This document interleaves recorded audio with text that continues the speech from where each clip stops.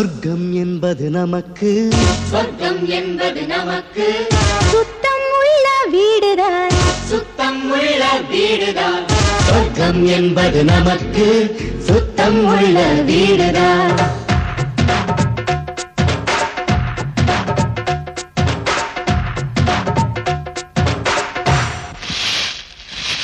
சொர்க்கம் என்பது நமக்கு சுத்தம் உள்ள வீடுதான் சுத்தம் என்பதை மறந்தால் நாடும் குப்பை மேடுதான் சொர்க்கம் என்பது நமக்கு சுத்தம் உள்ள வீடுதான் சுத்தம் என்பதை மறந்தால் நாடும் குப்பை மேடுதான் உலாவும் நிலாவில்